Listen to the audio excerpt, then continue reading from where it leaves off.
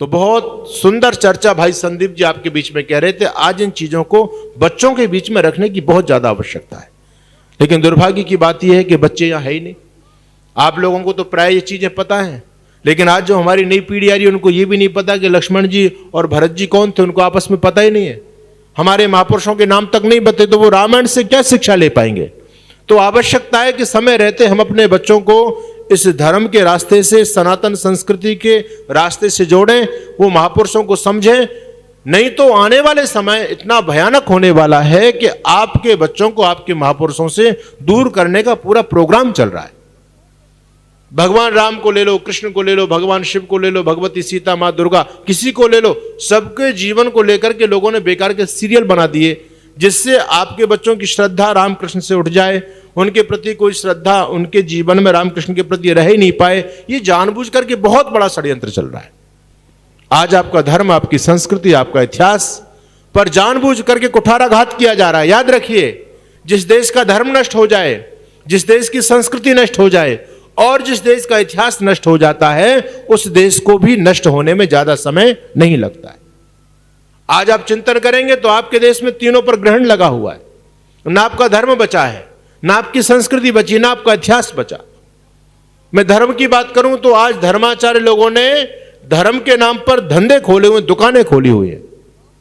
बाहर से packing level धर्म का लगाया हुआ है, अंदर लोग अपना माल भर करके बेच रहे हैं। ऐसी ऐसी मान्यताएं धर्म के नाम पर समाज में प्रचारित प्रसारित की जा रही हैं, जिन चीजों का धर्म से कोई भी लेना देना नहीं है।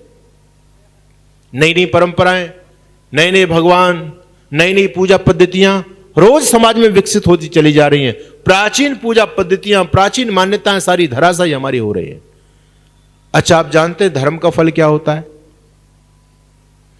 शास्त्र कहता है सुखस्य मूलम धर्म। धर्म का फल है सुख।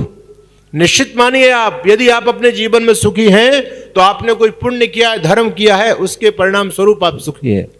और पाप का फल होता है दुख। हमारे जीवन में दुख आ रहा है तो निश्चित समझिए कि हमसे कोई कर्म खराब हो गया, आज उसका परिणाम हमारे सामने है। यह वैदिक सिद्धांत है। कभी विचलित मत हो जाना इन चीजों में। कभी कभी जीवन में दुख आता है, व्यक्ति विचलित हो जाता है। यहां तक हम लोगों ने कहते हुए देखा है, लोगों को बड़े बड़े आस्तिक डगमगा जाते हैं।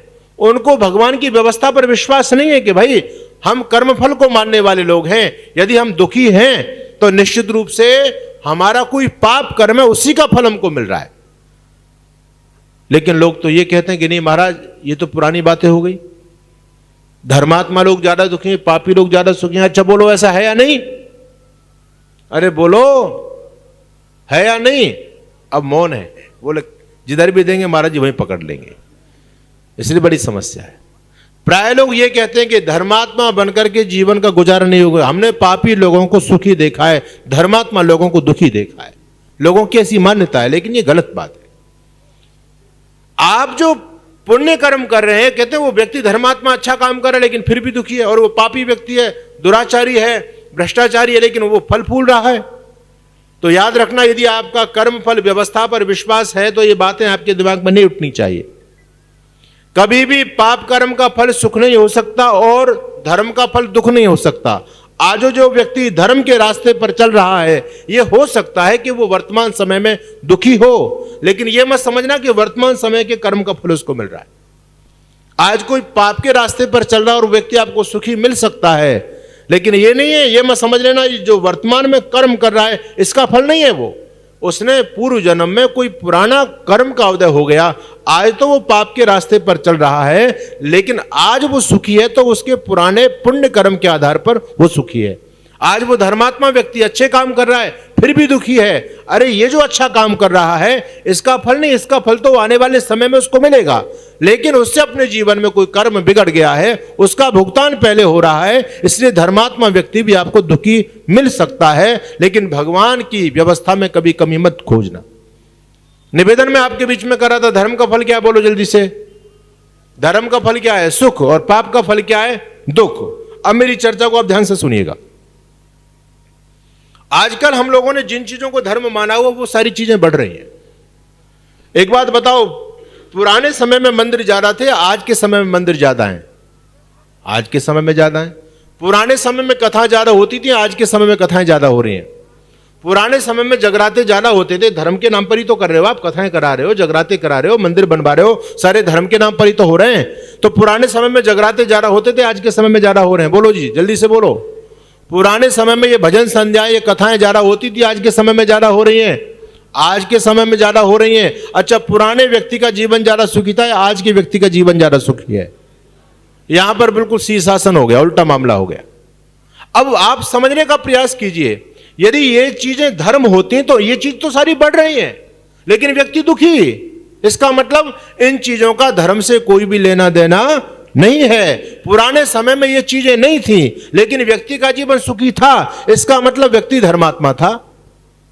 तो ये स्पष्ट हो गया कि इन चीजों का धर्म से कोई लेना देना नहीं। ये धर्म के नाम पर और ही चीजें समाज में प्रसारित की जा रही हैं, नई नई चीजें, नई नई मान्यताएं। लोग धर्म की डेफिनेशन नहीं जानते।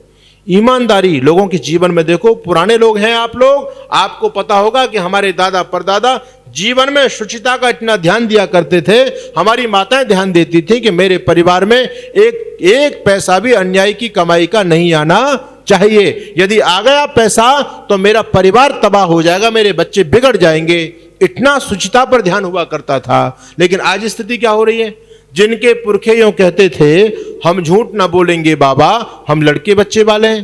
पुराने लोग कहते थे झूठ नहीं बोलेंगे, बालक बच्चे पालने हैं। आज के लोग भी कहते हैं अरे सच को क्या हम चाटेंगे, हम लड़के बच्चे वाले हैं। दोनों लोग बच्चों का हवाला दे रहे हैं, पुराने और आज के भी। लेकिन विचारधारा में कितना परिवर्तन हो गया। पुराने समय में कोई व्यक्ति किसी से पैसा लेता नहीं था। अगर कभी जीवन में आपत्ति का समय आ जाए और उसको कुछ सहयोग की आवश्यकता पड़ जाए तो देने वाला देने में हिचकिचाहट नहीं करता था, तत्काल देता था। बोले ले जाओ भैया, अपना काम चलाओ। पहले समय में लोग पैसा लेकर के देने का भाव रखते थे, लौटाने का भाव रखते थे। आज स्थिति क्या है? आज कोई पैसा देना नहीं चाहता। अगर पैसा चला गया तो वापस मिलने वाला नहीं है। और भैया, एक कवि बता रहे थे कि भारत में तो उधार उसी व्यक्ति को देना चाहिए जिस व्यक्ति का पुनर्जन्म पर विश्वास हो, क्योंकि इस जन्म में तो मिलने वाला है ही नहीं। आप परमात्मा की व्यवस्था पर विश्वास रखते हैं, अगले जन्म में परमात्मा भले ही आपका चुकता करा दे मामला, इस जन्म में व्यक्ति की ईमानदारी खत्म हो चुकी है। तो समझने वाली बात है, धर्म समाप्त है। धर्म का मतलब क्या है? मैं धर्म की व्याख्या नहीं करूंगा। धर्म शब्द को आप यदि समझना चाहते हैं, ऋषि दयानंद जी की छोटी सी पुस्तक आर्योपदेश रत्नमाला, उस पुस्तक को आप पढ़िए। बहुत व्यावहारिक परिभाषा ऋषि दयानंद धर्म की दे रहे हैं। लेकिन मैं धर्म की व्याख्या ना करके आपको इस धर्म का एक सरल सा अर्थ बताना चाहता हूं। धर्म का मतलब होता है कर्तव्य, धर्म का मतलब होता है रिस्पॉन्सिबिलिटी। जिस राष्ट्र के लोग अपने कर्तव्यों का पालन नहीं करते, वो राष्ट्र ज्यादा दिनों तक जीवित नहीं रह सकता। आज हम केवल अधिकारों की बात करते हैं, अपने कर्तव्यों को लोग भूल चुके हैं। अध्यापक, बोलो ईमानदारी से, क्या अध्यापक अपने कर्तव्य का पालन कर रहा है? क्या माता पिता अपने कर्तव्य का पालन कर रहे हैं? आप तो कहेंगे जी हम तो कर रहे हैं, खूब बैंक बैलेंस बना रहे हैं बच्चों के लिए, उनकी अच्छी लाइफ बना रहे हैं। लेकिन माता पिता का यह कर्तव्य नहीं है, बच्चों को प्रॉपर्टी देना, यह माता पिता का कर्तव्य नहीं है। ऋषि दयानंद कहते हैं, माता शत्रु पिता वैरी, ये न बालो न पाठिता। जो माता पिता अपने बच्चों को धर्म की शिक्षा नहीं देते, संस्कार नहीं देते, समझो वो माता पिता अपने बच्चों को दुश्मन है। यहां आप लोग तो सभी अपने बच्चों को बड़ा बनाने में लगे हुए, बड़ा बनाने में लगे हुए हैं। लेकिन याद रखना, माता पिता का कर्तव्य केवल बच्चे को बड़ा बनाना नहीं है, बड़ा बनाने से पहले बढ़िया बनाना है। अभी हम एक कार्यक्रम में गए, एक विदेश की धरती से एक बहन वहां पर आई, उसने संन्यास ले लिया, लगभग 20-25 साल से भारत की धरती पर ही रहती है, अमेरिका में रहने वाली। उसने जब अपनी स्पीच दी तो उसने एक बहुत स्पष्ट बात कही। वो कहती है, हम अमेरिका से आए, जब अमेरिका में रहते थे वहां सब कुछ बड़ा बड़ा है, मकान बड़े हैं, गाड़ी बड़ी है, कोठियां लोगों की बड़ी हैं, लोगों की बैंक बैलेंस भी खूब बड़ा बड़ा है, सब कुछ बड़ा बड़ा है और लोग बड़े बनने की लाइन में लगे हुए हैं। हर व्यक्ति बड़ा बनना चाहता है। आप लोग भी तो यही कर रहे हो ना आजकल। हर व्यक्ति बड़ा बनने की पंक्ति में लगा हुआ है, पुरुषार्थ कर रहा है, प्रयास कर रहा है। कहते हैं हम भी खूब बड़ी बड़ी चीजों को देखते थे, एक ही दिमाग में बात थी, बस बड़ा बनना है, बड़ा बनना है। लेकिन जब भारत में आए और भारत के अध्यात्म को जाना, विद्वानों के शरण में बैठे, तो पता चला कि बड़ा बनना जरूरी नहीं है, बड़ा बनने से पहले बढ़िया बनना जरूरी है। ये माता पिता का कर्तव्य है। अब माता पिता अपने बच्चों को क्या बना रहे हैं? बड़ा बना रहे हैं या बढ़िया बना रहे हैं? ईमानदारी से आप जानते हो, बोलो क्या कर रहे हैं लोग? भाई सब बड़ा बनाने में लगे हुए, बढ़िया बनाने की चिंता किसी को नहीं है। अरे तभी तो दुष्परिणाम हो रहा है, वृद्धाश्रम देश में खुल रहे हैं, इन वृद्धाश्रमों में किनके माता पिता हैं? गरीब लोगों के माता पिता हैं, अमीर लोगों के माँ बाप हैं? बोलो। अनपढ़ लोगों के माता पिता हैं या पढ़े लिखे लोगों के माँ बाप हैं उसमें? तो ये वही लोग हैं जो अपने बच्चों को केवल बड़ा बनाने में रह गए। ऋषि दयानंद कहते हैं जो अभिभावक अपने बच्चों को धर्म की शिक्षा नहीं देते, संस्कारों से नहीं जोड़ते, वो माता पिता, तो आपकी सारी संपत्ति बेकार। पुराने लोग कहते थे पूत सपूत तो का धन संचय, और पूत कुपूत तो का धन संचय। अरे आपको बच्चे को योग्य बनाना है, अपने आप कर लेगा भाई, क्यों परेशान होते हो? क्यों अन्याय के रास्ते पर जा रहे हो? अरे धर्म का आचरण करो जीवन में। तो मैं निवेदन आप लोगों के बीच में कर रहा था, धर्म का मतलब कर्तव्य। माता पिता को अपने कर्तव्य का नहीं पता, अध्यापक को अपने कर्तव्य का नहीं पता, सरकारी जो कर्मचारी हैं आप अच्छी तरह से जानते हैं कि अपने कर्तव्य का पालन कितने सौ में करते हैं, और वैसे धर्मात्मा बन रहे हैं। मंदिर में जाकर के खूब मालाएं चढ़ाएंगे, झांझ मजीरे बजाएंगे, भंडारे कराएंगे। इन भंडारों का कोई औचित्य नहीं है। आपका धर्म, आपका समर्पण पूर्वक आपका कर्म होना चाहिए, यही आपका धर्म है। तो कर्तव्य का पालन करना ही धर्म है। आज आप देखिए हमारे देश में लोग अपने कर्तव्य से किनारा करते चले जा रहे हैं। याद रखना, जिस देश के लोग अपने कर्तव्य को भूल जाएं, वो देश कभी भी उन्नति को प्राप्त नहीं हो सकता। आप देश की बात छोड़ो, परिवार में आ जाओ।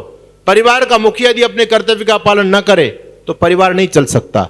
दूसरी बात, जिस देश की संस्कृति नष्ट हो जाए उस देश को भी नष्ट होने में ज्यादा समय नहीं लगता है।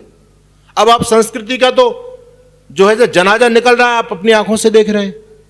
हमारा कोई त्योहार नहीं बचा, सारे त्योहारों में फूहड़पन आ चुका है। अब ये फरवरी का महीना चल रहा है ना?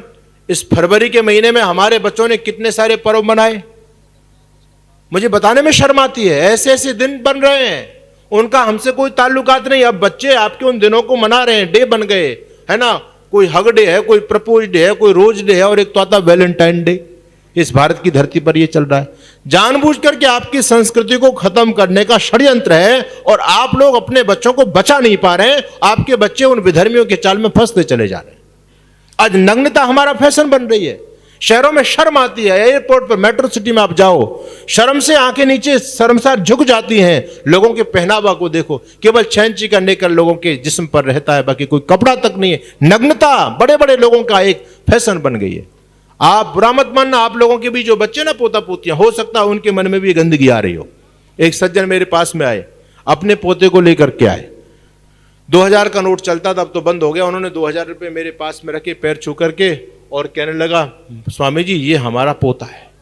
मैंने कहा अच्छा। मैंने पोते की तरफ ऊपर से नीचे तरफ देखा, मैंने 2000 वापस किए। मैंने कहा महाशय जी आप पहले अपने बच्चे के लिए कपड़े खरीदवाओ, मुझे आपकी दक्षिणा की आवश्यकता नहीं है, ये फटे कपड़े में घूम रहा है। उसको बड़ा बुरा लगा, कहता है स्वामी जी आप कैसी बात कर रहे हो, आप हमको ऐसा समझते हैं क्या? मैंने कहा ये समझने की बात क्या, स्पष्ट है। ये बच्चा फटे कपड़े में, कहता है ये तो नया जीन्स लेकर के आया है। मैंने कही फिर आपकी बुद्धि कहां है? बोले कल परसों खरीद के लाया। मैंने कहा आपके बच्चे को कोई ठग ले, आप अपने बच्चे के दादा हो तो आपका कर्तव्य बनता नहीं बनता कि जाकर के दुकानदार के पास जाएं? कहते हैं जी अपनी इच्छा से लेकर के आया। मैं कैसे बताऊं स्वामी जी? मैंने कहा फिर आपने संस्कार क्या दिए? आज हमारी बेटियां फटी जींस में, ओछी जींस में, और ऐसी जगह जगह से फटी है, ऐसा लगता है किसी ने सड़क पर पकड़ के रगड़ा है इसको अच्छी तरह से। कहीं से धौली, कहीं से काली, कहीं से पीली, कहीं से नीली, कलर भी नहीं है, मिलेक्ष जैसे। कल परसों में एक कार्यक्रम में चला गया तो यहां पर मैंने देखा एक बच्चा आ रहा था दूर से, उसकी जींस को मैंने देखा, ऐसा लग रहा था कि कहीं गिर गया, इसकी जींस कहीं खराब हो गई कीचड़ बीचड़ में। लेकिन जब पास में आया तो मैंने देखा अरे उसकी डिजाइन थी। क्या लोगों की बुद्धि का दिवाला निकलता चला जा रहा है। इसलिए अपनी संस्कृति को बचाओ। अच्छा एक बात बताओ, आप लोग जन्मदिन मनाते हो, किस परंपरा के आधार पर मनाते हो? बोलो ईमानदारी से। केक किन किन के घर में कटता है जन्मदिन वाले दिन? सबके घर में कटता होगा। कहते हैं महाराज जी यज्ञ भी कर लेते हैं। आप तो दोनों जो है ना नाभों में पैर रख करके चल रहे हो, बड़े चालाक आदमी हो। लेकिन क्या ये केक काटना आपकी संस्कृति है? बोलो जी। अरे आप अपनी संस्कृति को बच्चों को नहीं बता पा रहे हैं। आज आपके बच्चे पाश्चात्य संस्कृति में बह रहे हैं। मदर्स डे, फादर्स डे, पता नहीं क्या क्या बीमारी समाज में चल रही है। इसलिए अपनी संस्कृति को बचाना हमारा धर्म है। अपने बच्चों पर अंकुश लगाओ। गलत दिशा में आपके बच्चे चले जा रहे हैं। आजकल विधर्मी लोगों के द्वारा आपकी संस्कृति पर आक्षेप चल रहा है। अभी संदीप जी कह रहे थे ऐसे ऐसे सीरियल बना दिए गए, छोटे छोटे बच्चों को कैसे डिस्टर्ब किया जाए, कैसे उनके चरित्र को हनन किया जाए, कैसे उनके कैरियर को बर्बाद किया जाए। छोटे बच्चों के लिए अलग प्रकार के सीरियल बन गए। परिवारों को कैसे तोड़ा जाए, सास बहू में कैसे झगड़ा कराया जाए, चरित्र हनन कैसे किया जाए, इसके लिए महिलाओं के अलग सीरियल बन रहे हैं। यंग अवस्था में जो नए नौजवान और नवयुवती हैं, उनके चरित्र को कैसे बर्बाद किया जाए, उनके लिए अलग से सीरियल बनाए जा रहे हैं। ये तो बहुत बड़ा षड्यंत्र चल रहा है। हमारे बच्चे षड्यंत्र में फंसते चले जा रहे हैं। इसलिए मेरा निवेदन है, अपना पर्व मनाओ अपने आधार पर, है ना। अपने पूर्वजों पर गर्व करना चाहिए। हमारे पूर्वज दुनिया के वो महानतम लोग थे, बड़े वैज्ञानिक थे, बड़े बुद्धिमान थे, वो कोई मूर्ख नहीं थे। ये सारी झूठी बातें हमारे बच्चों को बताई जा रही हैं, जिससे हमारे पूर्वजों के प्रति बच्चों के मन में कोई भावनाओं, कोई श्रद्धा ना रहे। झूठा इतिहास हमको बताया जाता है। निवेदन मेरा है, अपने पर्वों को, अच्छा नया साल आता है, कौन सा वाला नया साल मनाते हैं हम लोग? ज्यादातर लोग 1 जनवरी को मना रहे हैं। 1 जनवरी के नया साल से हमारा क्या मतलब? मैं कलकत्ता गया तो वहां डॉलर कंपनी के चेयरमैन है श्री दीनदयाल गुप्ता जी। उन्होंने मुझसे कहा, स्वामी जी हम अपना नया साल मनाते हैं, करोड़ों रुपए खर्च करते हैं, बड़ी बड़ी सेलिब्रिटीज को उसमें बुलाते हैं, चैत्र शुक्ल प्रतिपदा वाला कहते हैं। मैंने कहा कितना व्यय होता है? कहते करोड़ों रुपए व्यय करते हैं, बड़ी बड़ी सेलिब्रिटीज उसमें आती हैं, लेकिन हम केवल इसलिए करते हैं जिससे हमारी परंपरा बची रहे। कम से कम लोगों को यह तो पता चलता रहेगा कि ये नया साल हमारा चैत्र शुक्ल प्रतिपदा वाला है, नहीं तो लोग उसको भूल जाएंगे। अभी मैं 1 जनवरी तक 31 दिसंबर तक मेरा कार्यक्रम कलकत्ता में था, तो जब वहां क्रिसमस डे से लेकर के और 1 जनवरी तक इतनी भव्य सजावट की गई। अभी भी आपको पता है, अंग्रेजों की राजधानी पहले कलकत्ता ही थी। उन लोगों के दिमाग से आज भी गुलामी नहीं गई है। वो चाहे हिंदू हो, चाहे किसी भी वर्ग का व्यक्ति हो, उसके सेलिब्रेशन में ऐसा पागल रहता है, घर घर में सजावट चल रही है। हम जानबूझ करके अपने बच्चों को अपनी संस्कृति से दूर कर रहे हैं।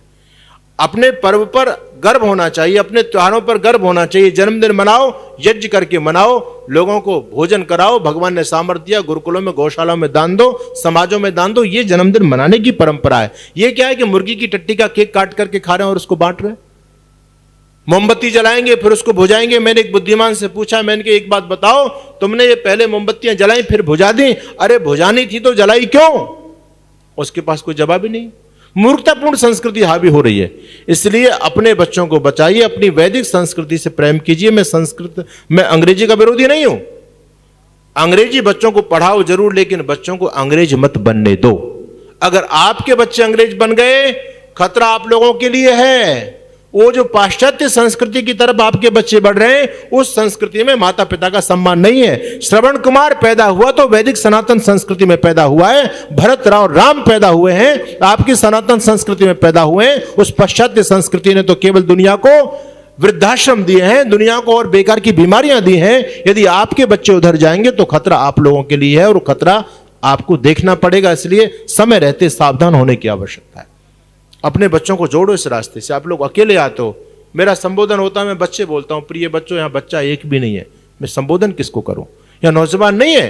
ये बहुत बड़ी समस्या आप लोगों के सामने आ रही है। आने वाला समय संकट में है, इसलिए समय रहते जागरूक होने की आवश्यकता है। तीसरी बात मैं कहना चाह रहा हूं। पहली बात मैंने कहा, जिस देश का धर्म नष्ट हो जाए, याद रखना 3 पॉइंट बहुत महत्वपूर्ण है। जिस देश का धर्म नष्ट हो जाए उसको नष्ट होने में ज्यादा समय नहीं लगता। दूसरी बात, जिस देश की संस्कृति नष्ट हो जाए उसको नष्ट होने में ज्यादा समय नहीं लगता।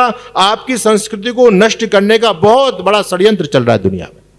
संस्कृति नष्ट होगी तो आप समाप्त हो जाएंगे। आपकी पहचान संस्कृति से तो है, और किससे है? हमारी वैदिक संस्कृति, सा प्रथमा संस्कृति विश्ववारा। लेकिन आज संस्कृति पर आघात हो रहे हैं, हम समझ नहीं पा रहे। आप अपने परिवार से ही ले लो। अच्छा, कुछ तो आप लोगों को संस्कृति बचाने का प्रयास करना चाहिए, नहीं करना चाहिए? बोलो जी, करना चाहिए नहीं करना चाहिए? करोगे आप लोग प्रयास? कैसे प्रयास करोगे? कुछ चीजें मैं आपको ऐसी बता सकता हूं जो आराम से आज से आप शुरुआत कर सकते हो। उदाहरण के लिए, आप सबके पास में मोबाइल है, ये है या नहीं? जब फोन की घंटी बजती है तो सबसे पहले क्या बोलते हो आप लोग? हेलो। हेलो का क्या मतलब है? जिस व्यक्ति ने फोन बनाया उसकी बीबी का नाम था हेलो। और जो यूरोप के लोग हैं, उनकी दृष्टि में माता पिता का कोई सम्मान नहीं होता, वो केवल स्त्री तक सीमित हैं। और वहां पर तो बहुत लिव इन रिलेशनशिप आदि की जैसी भयानक बीमारियां चल रही हैं विदेश की धरती पर। तो वो लोग जब कुछ चीज करते हैं तो सरप्राइज जो देते हैं वो अपने जो सबसे निकट होता है उसको देते हैं। तो उस व्यक्ति ने जब फोन बनाया तो अपनी पत्नी के पास फोन किया, हेलो उसका नाम था। तो वो जब फोन करेगा और फोन लगाएगा तो सबसे पहले हेलो बोलेगा, उसकी तो व्यवस्था समझ में आती है, लेकिन आपकी क्या व्यवस्था है हेलो बोलने में? आपके पास में कितने अच्छे शब्द हैं, नमस्ते जी, प्रणाम जी, ओम कह करके आप फोन उठा सकते हो, नहीं उठा सकते हो, लेकिन हम करना नहीं चाहते। आप लोग कहेंगे महाराज जी हम तो सुनने के लिए आए, आप कैसी बात बता रही है? छोटी छोटी बातों से ही धर्म संस्कृति बच पाएगी आपकी। ये संकल्प आपके जीवन में होना चाहिए। आज कम से कम इतनी प्रेरणा तो इस कार्यक्रम से लेकर के जाना कि आज के बाद जब भी कभी फोन उठाओ तो हेलो आपकी बंद हो जानी चाहिए, आप ओम बोल करके फोन उठाइए, आप नमस्ते जी कह करके फोन उठाइए। अरे इतना कर सकते हो या नहीं कर सकते हो? बिल्कुल, यदि कर सकते हैं इतना आप, तो निश्चित रूप से आप भी वो सजग लोग हैं जो संस्कृति को बचाने के लिए प्रयास करने वाले लोग हैं। दूसरी बात, आप जितने भी लोग हैं, देखो आज संस्कृति बिगड़ रही है। पहले होते थे दादाजी, मामा जी, चाचा जी, आजकल दादाजी को दादू बना दिया गया है, चाचा को चाचू बना दिया है, मामा को मामू बना दिया। अच्छा, इन शब्दों को आप कहलवा रहे हो और दादाजी भी खुश हो रहा है। अरे भैया, दादाजी में क्या कुछ प्यार कम झलकता था क्या? बोलो, है? मतलब बेहूदीपूर्ण बातें समाज में आ रही है, हम उनको एक्सेप्ट स्वीकार करते चले जा रहे हैं। तो आपके संबोधन आपकी भाषा के होने चाहिए, गरिमापूर्ण संबोधन होने चाहिए। आज हमारी माताएं जो है ना मामा बन गई हैं, मॉम बन गई हैं, ये लोग डैड बने बैठे हैं। ये क्या है भाई? आपके पास में कितने अच्छे शब्द हैं। माता जी, माँ जी बोलो ना, अपने बच्चों को सिखाओ, छोटे से बचपन से बच्चों को सिखाओ, बेटा माँ जी बोलना है, माता जी बोलना है, पिताजी बोलना है, दादाजी बोलना है। अरे घर में ऐसा माहौल बनाओ जो घर में ये झलक लोगों को मिलनी चाहिए कि हाँ ये कोई सनातन संस्कृति में जीने वाला व्यक्ति है, इसके घर में वो संस्कार हैं। बच्चों को प्रणाम करना सिखाओ। आजकल क्या हाय हेलो की संस्कृति चल रही है, हाय हाय सब लोग चिल्ला रहे हैं, हाय हाय। अरे पहले तो हाय बहुत गंदा शब्द माना जाता था, कहते इसकी हाय नहीं लग जाए। आजकल तो लोग कहते हैं व्हाट्सएप पे हाय भेजना जी, हाय भेजना हमारे लिए। नमस्ते जी, प्रणाम जी, पैर छूने की परंपरा ही समाप्त हो गई, सुबह उठने की परंपरा समाप्त हो गई, व्यायाम यज्ञ योग करने की परंपरा समाप्त हो गई। इसलिए आपको सावधान होना है। ये हमारे चरित्र को, बच्चों के जीवन को बर्बाद करने की चीजें समाज में चल रही हैं। अंतिम पॉइंट मैं बताना चाहता हूं जो बहुत ही महत्वपूर्ण है, जिस पर आप लोगों का ध्यान बहुत कम है। जिस देश का इतिहास नष्ट हो जाए उस देश को नष्ट होने में ज्यादा समय नहीं लगता। आपको नष्ट करने के लिए, आपको पता है जब इस देश में मुगल आए, शक आए, हूण आए, ये क्रिश्चियन लोग आए, इन लोगों ने हमारे लोगों को धर्मांतरित करना चाहा। एक बात आप लोगों ने सुनी है अब तक, लोग ये कहते हैं कि लोग डर की वजह से मुसलमान बने। इस देश में जो मुसलमान आए 712 में, पहला लुटेरा मोहम्मद वो आया था बिन कासिम, कासिम के साथ में केवल 6000 मुसलमान आए थे, बाकी आज 35 करोड़ के लगभग हैं। तो एक ये भी बात सही है कि हम लोगों के, हमारे ही भाइयों ने बहुत बड़े पैमाने पर धर्मांतरण किया, इस बात को हम नकार नहीं सकते। लेकिन धर्मांतरण क्यों किया उन्होंने? कारण क्या था धर्मांतरण करने का? लोग कहते हैं वो डर की वजह से मुसलमान बन गए। ये बात भी सही है कि कहीं कहीं इक्की दुक्की घटना ऐसी भी हुई कि लोगों ने डर की वजह से अपना धर्म परिवर्तन करके मुसलमान के मत को स्वीकार किया। लेकिन ये बात बहुत कम है। ज्यादातर लोगों को विवश होकर के धर्म परिवर्तन करना पड़ा। उसका कारण क्या मैं बताऊं आपको? छोटे छोटे बच्चों को, बड़े लोगों की बात छोड़ दो, लोगों ने अपनी गर्दनें कटा दी लेकिन धर्म नहीं बदला। छोटे छोटे बच्चों को पकड़ा, बालवीर हकीकत राय का नाम आप लोगों ने सुना, 13 साल का बच्चा, और जब उन जल्लादों ने पकड़ा, कहा हकीकत धर्म परिवर्तन करो, अपनी चोटी जनेऊ कटा दो। हकीकत कहता है गर्दन कटा सकता हूं लेकिन चोटी जनेऊ नहीं कटाऊंगा। जब तक मेरे शरीर में श्वास है, मेरे शरीर में मेरी धमनियां धधक रही हैं, तब तक मैं अपने कभी भी चोटी यज्ञोपवीत नहीं कटा सकता। छोटे छोटे बच्चे गुरु गोविंद सिंह के, आप लोगों ने इतिहास पढ़ा होगा, एक बच्चा कितने साल का था? 7 साल का। एक बच्चा 9 साल का था। आप लोगों को याद है? कभी अवसर मिले जीवन में तो देखो, आप लोग सब अपने बच्चों को घुमाने के लिए लेके जाते हो, पिकनिक पर लेकर के जाते हो, लेकिन जाते कहां हो? वो मोहब्बत की निशानी ताजमहल दिखाने के लिए लेके जाते हैं। झूठी बातें सारी की सारी। ताजमहल दिखाने, मुंबई की चौपाटी पर और सैर सपाटे कराने के लिए लेके जाते हो। अरे कभी अवसर मिले तो अपने बच्चों को सरहिंद का किला दिखाने के लिए लेके जाना। सरहिंद किला कौन सा है? जहां पर गुरु गोविंद सिंह के छोटे छोटे बच्चों को जल्लाद मुसलमानों ने जिंदा दीवारों में दफना दिया और उनको मार दिया दफना करके। वो छोटे छोटे बच्चे धर्म के लिए बलिदान हो गए, लेकिन धर्म परिवर्तन नहीं किया उन बच्चों ने। दीवारों में चिन्ह दिया, कुछ थे दीवारों में चिन्हवाए, कुछ थे आरे से चिन्हवाए, कुछ सूली ऊपर टांग दिए, कुछ दीवारों में चिन्हवाए। वो गरम तवे पर चढ़े किंतु निज सत्य पंथ से डिगे नहीं, पुरजा पुरजा कट गए मगर मुगलों के आगे झुके नहीं। बलिदान दे गए अपना। भाई मतीदास को कैसे काटा गया पता है आपको? बीच में से आदमी को खड़ा किया, ऐसे बीच से आरा चलाते चले गए, 2 भागों में काट दिया। लेकिन मतीदास ने धर्म परिवर्तन नहीं किया। किसी को पकोड़े की तरह गरम तेल में कढ़ाई में तल दिया गया, उसने यातना सही, लेकिन धर्म परिवर्तन नहीं किया गया। किसी के सिर पर रुई लपेट करके आग लगा दी गई, फिर भी व्यक्ति जल गया, मर गया, धर्म परिवर्तन नहीं किया। छोटे छोटे बच्चों को जल्लादों ने दीवार में दफना दिया गया, और जब दीवार यहां तक आ गई तो जानते हो क्या नाम था उसका? वाजिद खान, वहां का जो नवाब था, वजीर खान। वजीर खान ने मिस्त्रियों को रोका, दीवार चलती चली जा रही है, बार बार डरा रहा है, धमका रहा है, अरे भैया मारे जाओगे, धर्म परिवर्तन कर लो। छोटे छोटे बच्चे, वो गुरु गोविंद सिंह के बच्चे, वो शेर के बच्चे डरे नहीं, कहते हमको मरना मंजूर है, धर्म परिवर्तन नहीं करेंगे। यहां तक दीवार पहुंच गई। वजीर खान ने मिस्त्रियों को रोका, गारा ईंट लगवानी बंद की। कहता अब मौत सामने है, शायद अब ये बच्चे डर जाएंगे। कहता है फतेह सिंह जोरावर, क्या विचार है, धर्म परिवर्तन करोगे? नहीं तो दीवार को और आगे बढ़ाता हूं, अभी 2 ईंट रखवाएंगे, दब जाओगे, मारे जाओगे। जब ये बात उन बच्चों ने सुनी, जोरावर जोर से बोला, फतेह सिंह शोर से बोला, रखो ईंटें भरो गारे, चुनो दीवार हत्यारे, निकलती श्वास बोलेगी यही दीवार बोलेगी, हमारे देश की जय हो, हमारे धर्म की जय हो। दोनों बच्चे दीवार में जिंदे दफना दिए गए, लेकिन धर्म परिवर्तन नहीं किया। इन मुसलमानों ने सोचा, इन विधर्मी लोगों ने सोचा ये मामला है क्या? हम जिसको भी पकड़ते हैं वो मरने के लिए तैयार हो जाता है, प्राणों का मोह नहीं है। हम मांगते क्या इनसे? केवल यज्ञोपवीत के धागे मांगते हैं, सिर की चोटी के बाल मांगते हैं। वो चोटी के बाल नहीं देते, यज्ञोपवीत नहीं देते, गर्दन कटा देते हैं। मामला क्या है?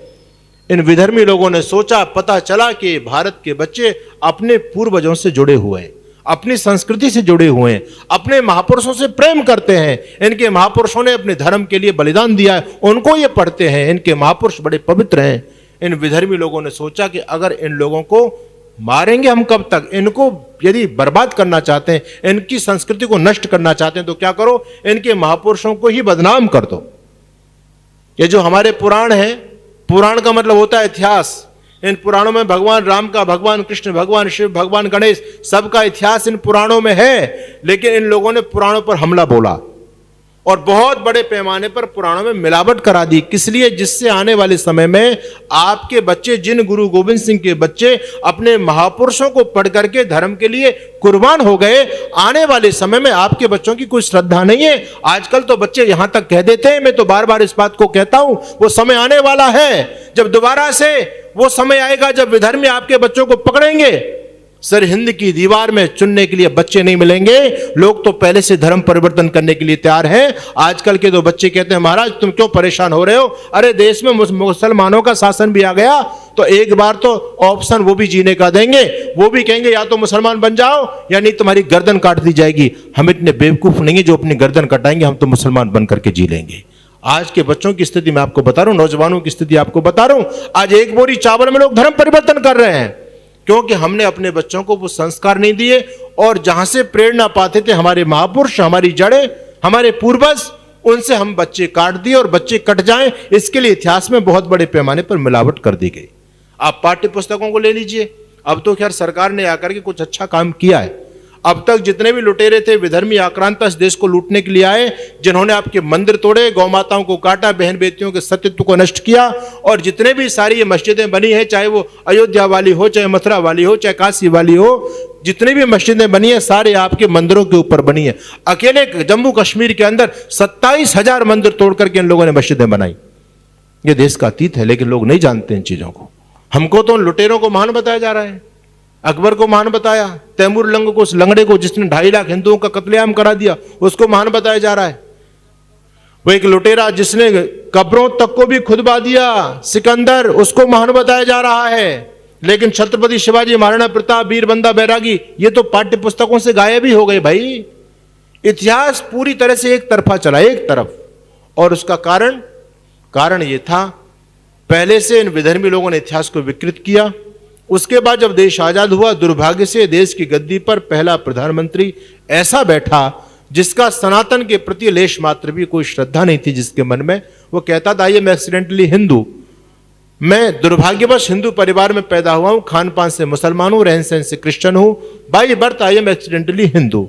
ये देश का प्रधानमंत्री कहता है। जब ऐसी दूषित विचारधारा का व्यक्ति देश की गद्दी पर बैठेगा तो वो क्या देश को दे पाएगा, किधर देश को लेकर के जाएगा। उस व्यक्ति ने लगातार 4 शिक्षा मंत्री उसी वर्ग विशेष के लोगों को बना दिया। अब आप ये बताओ, प्रधानमंत्री ऐसा बैठ गया, 4 केंद्रीय शिक्षा मंत्री ऐसे बैठ गए, ये महाराणा प्रताप को महान बताएंगे या तैमूर लंग को महान बताएंगे, अकबर को महान बताएंगे या शिवाजी को महान बताएंगे? सोचने वाली बात। सारा इतिहास एक तरफ चल रहा है। हमारे बच्चों को बताया जा रहा है, ताजमहल किसने बनवाया? बोलो जी, किसने बनवाया? अरे बोलो, डरते क्यों हो? जो सुना है वही बोल दो। शाहजहां ने बनवाया। कुतुब मीनार किसने बनवाई? ये भी उन्होंने बनवाया। 2.5 दिन का झोंपड़ा किसने बनवाया? अजमेर में, ये भी उन्होंने बनवाया। अच्छा, हमारे यहाँ के लोग मूर्ख लोग रहते थे, वो कुछ बनाना नहीं जानते थे क्या? ये जंगली, जिनको 2 अक्षर की अकल नहीं, जिनको अपनी दाढ़ी तक नहीं बनानी आती, ये क्या ताजमहल बनवाएंगे? सोचने वाली बात। ये लुटेरे थे, देश को लूटने के लिए आए। ताजमहल भी पहले अपना था, 2.5 दिन का झोंपड़ा भी अपना था, लोह स्तंभ भी अपना था, सब कुछ हमारा था, लेकिन ठप्पा उन लोगों ने अपना लगा दिया। आज हमारे बच्चे यही कह रहे हैं कि ताजमहल उसने बनवाया। अरे इनमें कहां पैसा है इनके पास में? ये दरिद्र थे, लुटेरे थे, भूखे मरते थे, इस देश को लूटने के लिए आए। और जो लुटेरा होता है वो यहां से सामान लेकर के जाता है, अरब में सारा धन लेकर के चले गए, यहां क्या बनवाएंगे? ये सारी इमारतें पहले से। समझने की बात है। आप कभी दिल्ली जाइए, दिल्ली जाओ, इंडिया गेट के आसपास आपको बाबर रोड मिलेगा, तुगलक रोड मिलेगा, हुमायूं रोड मिलेगा, लोधी रोड मिलेगा। जितने भी बर्बर अत्याचारी आतंकवादी देश को लूटने के लिए आए, सबके नाम से आपको स्मारक मिलेंगे, रोडों का नामकरण मिलेगा। और यहां तक भी है जहां पर इन विदेशी आक्रांताओं के नाम से मार्गों का नाम मिलेगा, वहां जो अपने गद्दार थे, जिन गद्दारों ने इनका साथ दिया, उनके नाम से भी नामकरण आपको मिलेगा। जहां पर अकबर रोड मिलेगा, पास में मानसिंह रोड भी आपको मिल जाएगा। लेकिन आपको कहीं छत्रपति शिवाजी रोड नजर नहीं आएगा, महाराणा प्रताप रोड नजर नहीं आएगा। यह बहुत बड़ा षड्यंत्र किया गया हम लोगों के साथ में। इतिहास पाठ्य पुस्तकों में पूरी तरह से गलत पढ़ाया गया। अब तक जो लुटेरे थे उनको महान बताया गया, लेकिन सौभाग्य से अब सरकारें थोड़ी सचेत हुई हैं। देखो, पूरी तरह से तो काम नहीं हो पा रहा है, लीपा पोती की कार्रवाई चल रही है, लेकिन फिर भी पहले से बहुत अच्छा हो गया है। अब उन आक्रांताओं को महान नहीं बताया जाएगा। इस देश का रियल इतिहास आपके बच्चों के बीच में आएगा, जिससे आपके बच्चे अपनी जड़ों से जुड़े रहें। नहीं तो बीच में यह स्थिति हो गई थी, बच्चे हमसे प्रश्न करते थे कि महाराज आप राष्ट्र प्रेम पर बहुत बोल रहे हैं, लेकिन आप जिन महापुरुषों का नाम लेते हैं, कहते हैं भारत विश्व गुरु था, भारत ये था, भारत वो था। क्या कोई दुनिया का विज्ञान का आविष्कार किसी भारत के वैज्ञानिक ने किया? हमारे देश में कोई योद्धा नहीं हुआ। अगर हमारे देश में कोई योद्धा होता तो हमारे इतिहास में सारे मुगल वंशों को पढ़ाया जाता है, वो राजा था, वो राजा था। हमारे देश में तो कोई राजा भी नहीं था।